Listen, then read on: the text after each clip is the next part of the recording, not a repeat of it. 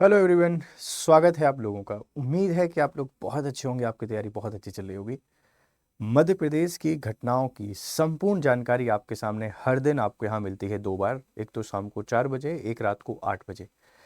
ये video series इतनी important है आपकी मध्य प्रदेश के किसी भी एग्ज़ाम की प्रिपरेशन के लिए, जिसमें हम करेंट अफेयर्स को एमपीपीएससी मेंस, एमपीपीएससी प्रीलिम्स और एमपीपीएससी इंटरव्यू के हर एक डिमेंशन से कनेक्ट करते हैं। और आप किसी दूसरे पेपर की तैयारी कर रहे हैं, किसी भी एग्ज़ाम को प्रिपेयर कर रहे हैं, वो एमपी से रिलेटेड है या दूसरे भी पेपर जहां इन टॉपिक्स की नीड है, वहां आपको बहुत हेल्प करेंगे।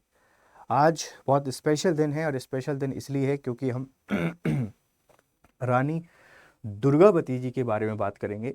24 जून को वीरांगना रानी दुर्गावती जी का 462वां बलिदान दिवस मनाया गया। गोंडवाना साम्राज्य की महान शासिका रही हैं रानी दुर्गावती। इनके शौर्य और साहस से आप लोग बहुत अच्छे तरीके से परिचित हैं। 24 जून को ये हमको छोड़कर चली गई थी, और इस वर्ष इनका 462वां 462वां बलिदान दिवस मनाया गया है। यहाँ सीएम मोहन यादव शामिल हुए थे। इनके द्वारा कुछ अनाउंसमेंट किए गए हैं, उन्हीं अनाउंसमेंट को हम समझते हैं, पेपर की इंपॉर्टेंस देखते हैं, क्या है पूरी कहानी। चलिए ले चलते हैं आपको आगे। ठीक है भाई, देखो। पहला सवाल तो ये है कि रानी दुर्गावती जो है, इन रानी दुर्गावती के 462 बलिदान दिवस पर, ये कौन सा है, 462वां जो बलिदान दिवस है, इस बलिदान दिवस पर आयोजित कार्यक्रम में शामिल हुए सीएम मोहन यादव। ये कार्यक्रम कहाँ पर हुआ है, आप लोग बहुत अच्छे तरीके से समझ सकते हैं। ये प्रोग्राम जबलपुर में हुआ है। ये मोहन यादव हैं हमारे सीएम, और जबलपुर में इस आयोजित कार्यक्रम का हिस्सा बने, और यहाँ इनके द्वारा कई सारे अनाउंसमेंट किए गए। उन अनाउंसमेंट में एक इम्पॉर्टेंट अनाउंसमेंट ये है कि रानी दुर्गावती जी के साहस और शौर्य को मध्य प्रदेश शिक्षा मंडल की किताबों में शामिल किया जाएगा। अब किताबों में रानी दुर्गावती को स्पेशली पढ़ाया जाएगा। गोंडवाना डायनेस्टी, जिसने बहुत लंबे समय तक, लगभग 300 से 400 साल तक मध्य भारत में रूल किया, मध्य प्रदेश वाले हिस्से में, उसकी एक महान शासिका थी। अकबर से युद्ध लड़ते समय इन्होंने अपने प्राणों को न्यौछावर कर दिया, बलिदान दिया, वीर गति को प्राप्त हुई, लेकिन अपने साम्राज्य पर दूसरी जो शक्तियां हैं उनके विस्तार को रोकने में कई बार ये सफल रही। तो रानी दुर्गावती जो है, अब इनको मध्य प्रदेश सरकार अपने पाठ्यक्रम में शामिल कर रही है। देख लीजिए, रानी दुर्गावती का इतिहास स्कूली बच्चों को पढ़ाया जाएगा। Rani Durgavati history will be taught to the school childrens. मुख्यमंत्री बोले, हम पाठ्यक्रम में जोड़ रहे हैं। The minister said we are including in the school curriculum. Jabalpur में बनेगा रानी दुर्गावती के नाम पर चिड़ियाघर। देखो, ये वाली न्यूज़ शायद ना पूछ जाए एग्जाम में, लेकिन ये वाली न्यूज़ आपसे ज़रूर पूछी जाएगी कि मध्य प्रदेश में एक नया चिड़ियाघर बन रहा है। और ये चिड़ियाघर कहाँ पर बनेगा, ये जू कहाँ बनेगा? ये जू बनेगा बेटा जबलपुर में। किसके नाम पर बनेगा? रानी दुर्गावती जी के नाम पर। रानी दुर्गावती जी का 2025 में कौन सा बलिदान दिवस मनाया गया? 462वां। किस तारीख को मनाया जाता है? 24 जून को। किससे युद्ध करते समय इन्होंने अपने प्राणों का न्यौछावर किया था? आप बता देंगे। इन्होंने अपने प्राणों को न्यौछावर किया, किससे युद्ध करते हुए? आप बताएंगे। अकबर और उसकी सेना से युद्ध करते हुए इन्होंने अपने प्राणों का न्यौछावर कर दिया था। ठीक है, तो ये अनाउंसमेंट है, एक तो स्टडी में शामिल किया जाएगा। जरूरी भी है, हमारा इतिहास कुछ ऐसा लिखा गया है कि उसको लिखने वाले और उसको पढ़ने वाले, वो दोनों ही उसको जानते हैं कि वो इतिहास क्यों लिखा गया है। हमारे इतिहास में ढेर सारे राजवंश ऐसे हैं, उनमें एक गोंडवाना राजवंश है। गोंडवाना राजवंश का इतिहास इतना है कि हम एक इतिहास की किताब उस पर स्पेशली लिख सकते हैं। लेकिन फिर भी भारत के इतिहास के पन्नों में 2-3 पन्ने शायद इसको दिए हैं। मध्य प्रदेश की इतिहास की किताबों में 5-10 पन्ने इसको दिए हैं। जबकि बहुत ग्लोरियस हिस्ट्री है गोंडवाना डायनेस्टी की, उसी से बिलोंग करती हैं ये। इनको शामिल करना चाहिए तो हमको पता चलेगा हमारा इतिहास कैसा कुछ रहा है। इसी के साथ में पर्यावरण संरक्षण की दिशा में, या वाइल्ड लाइफ प्रोटेक्शन की दिशा में, या इको टूरिज्म की दिशा में एक और स्टेप सरकार ले रही है। अब मान लीजिए, संस्कृति और विरासत के संरक्षण की जब भी कोई आपसे बात कर रहा है, संस्कृति या विरासत संरक्षण का ऐसे आप लिख रहे हैं या हिस्ट्री वाले पोर्शन में लिख रहे हैं, आप इसको कोट करके आ सकते हैं कि भैया ऐसा कुछ है जी किया जा रहा है। वाइल्ड लाइफ संरक्षण या इको टूरिज्म के बारे में कुछ लिख रहे हैं, कुछ नया लिखने को नहीं मिल रहा है। तो आप एक बार समझ रहे होंगे इन वीडियो से कि करंट अफेयर्स को कैसे लिंक करना है मेंस में। अब कितना आसान लगने लगा होगा। पहले जो कितनी टेढ़ी खीर हुआ करती थी, अब तो सब कुछ क्लियर है। सर आएंगे, बताएंगे, हम उसको लिख देंगे, कोई दिक्कत ही नहीं है। और यही मेरा ऑब्जेक्टिव है, यही मेरा उद्देश्य है कि मैं आपको उस परंपरागत स्टडी से थोड़ा सा अलग कुछ करा सकूं जो जरूरी है। तो ये अनाउंसमेंट है, इसको थोड़ा सा ध्यान रखिएगा। ठीक है, आगे बढ़ते हैं। इन्होंने यहां पर बोला कि जो रानी दुर्गावती मिलेट योजना है, मिलेट्स को बढ़ावा देने के लिए एक स्कीम लॉन्च की गई थी, इसको आप लोग रानी दुर्गावती स्कीम के नाम से जानते हैं। इसका पर्पज है मिलेट को प्रमोशन करने के लिए। आदिवासी जो किसान होते हैं, ट्राइबल जो फार्मर्स होते हैं, उनको 4,000 रुपये प्रति क्विंटल तक का अनुदान दिया जा रहा है।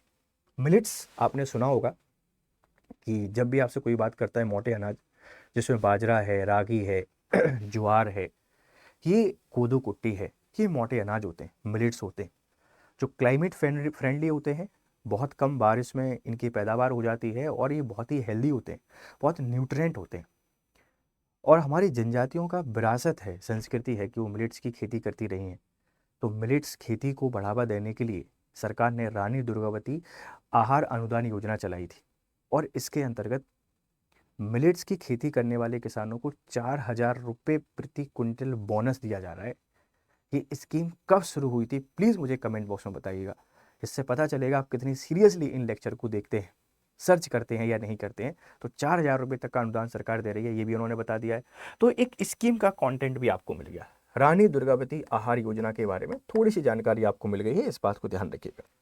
आगे और क्या है सर, देखो, रानी दुर्गावती की वीरता के बारे में मोहन यादव जी के द्वारा बोला गया कि इन्होंने 52 लड़ाइयां लड़ी। अब इतिहास में ये पूछे जाने की पूरी प्रोबेबिलिटी है कि कितनी बैटल फाउट किए गए इनके द्वारा। 52 बैटल्स में लड़ी, 51 में विजय इनको मिली और एक में इन्होंने प्राणों के बलिदान दे दिए। 23,000 से अधिक गांवों पर सफलतापूर्वक शासन किया। Rani Durgavati fought a total of 52 battles and won 51 of them. She successfully ruled over more 23,000 villages. इतनी लड़ाइयाँ लड़ी और इतनी जीती और इतने गांवों पर शासन किया, ये वीरता और महानता है रानी दुर्गावती की। ठीक है, आगे और समझने की कोशिश करते हैं। रानी दुर्गावती के जीवन परिचय की अगर बारे में आपसे बात करूं, ये रानी दुर्गावती हैं। ब्रीफ में यहाँ पे लिखा हुआ है कि 5 अक्टूबर 2024 को उत्तर प्रदेश के बांदा जिले में रानी दुर्गावती का जन्म हुआ था। दुर्गा अष्टमी को इनका जन्म होता है, इसीलिए इनका नाम रानी दुर्गावती रख दिया। बांदा में कलिंजर जो है वहां इनका जन्म होता है। पति दलपत शाह के निधन के बाद इन्होंने गोंडवाना की बागडोर संभाली। तो इनके जो पति थे, हस्बैंड थे, वो दलपत शाह थे। जैसे ही उनकी डेथ होती है, फिर ये रूल को अपने हाथों में ले लेती हैं और ये बिकम दी किंग।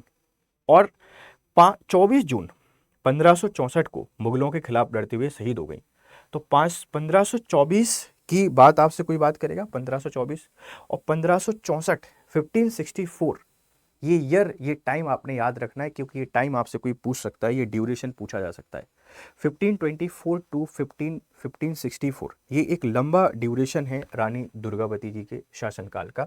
जन्म और फिर हमको छोड़कर चली जाती है। छोटी सी कहानी है और इस छोटी सी कहानी में बहुत कुछ हमको सिखा के जाती है रानी दुर्गावती। समझते हैं। 16वीं शताब्दी में 16th सेंचुरी की एक प्रसिद्ध वीरांगना, एक ग्रेट रूलर, जिन्होंने गोंडवाना क्षेत्र वर्तमान मध्य प्रदेश पर शासन किया। गोंडवाना की महान शासिका रही है, ध्यान रखना। Rani Durgavati was renowned warrior queen of the 16th century who ruled over the Gondwana region. Jabalpur, Mandla, Balaghat, ये जो एरिया है, ये पूरा का पूरा गोंडवाना प्रदेश है। यहाँ पर इनके द्वारा शासन किया गया और एक बहुत बड़ा एम्पायर बना गोंडवाना, इस बात को ध्यान रखिएगा। दलपत शाह की डेथ के बाद ये यहाँ की शासिका बनती है। आगे हम लोग बात करते हैं। इनका जन्म 5 अक्टूबर 1524 को 1524 को बांदा जिले के कालिंजर किले में हुआ था। She was born on 5th October 1524 in the Kalinjar fort of Banda. Durga Ashtami के दिन जन्म होने के कारण इनका नाम दुर्गावती रखा गया और उन्होंने अपनी राज्य की रक्षा के लिए मुगल शासक अकबर के साथ युद्ध किया था। और देखो 24 जून 1564, यहाँ भी 4 है और यहाँ भी 4 है, क्या ही कोइंसिडेंस है, और ये हमको छोड़कर चली जाती। तो रानी दुर्गावती एक ग्रेट शासिका रही हैं, एक ग्रेट रूलर रही हैं, गोंडवाना डायनेस्टी को बहुत ऊपर ये लेकर गई। और ये इनके बारे में थोड़ी जानकारी थी, अभी सरकार ने इनको स्कूल में शामिल करने की बात की है और एक जू बनाया जा रहा है, तो हमारी रिस्पॉन्सिबिलिटी थी इसके बारे में आपको सारी बातें बताएं। इसी के साथ अगर मैं कुछ और आपको बताऊं कि if you are preparing for MPPSC, then we have a special batch. Aarambh 4.0 है। आरंभ 4.0 आपकी तैयारी को आरंभ करने का सही समय है। अभी आपको पता है कि MPFSO की वैकेंसी आ चुकी है, धीरे धीरे करके ढेर सारी और वैकेंसीज आपको देखने को मिलने लगेंगी। MPPSC 2026 नज़दीक आ जाएगा, पता भी नहीं चलेगा, और तैयारी आप नहीं करेंगे तो फिर परेशान होना पड़ेगा। इसीलिए तैयारी करना शुरू कर दीजिए, इस बैच का हिस्सा बनिए, स्टडी IQ पर जाइए, MPPSC सर्च कीजिए, और जो GS लाइव है, इस GS लाइव कोड को यूज़ कीजिए, और इसके थ्रू मात्र 11,999 रुपये में ये कोर्स आपको मिल जाएगा। यहाँ 1-to-1 मेंटोरशिप है, NCERT की रिकॉर्डेड क्लासेस हैं, और भी ढेर सारी फैसिलिटी इस कोर्स में आपको मिल रही हैं। तो स्टडी IQ की वेबसाइट पर जाएं और इस कोर्स का हिस्सा बनें और आपकी प्रिपरेशन को बेहतर बनाएं हमारे साथ। Thank you very much for discussion. Have a nice day. Good day.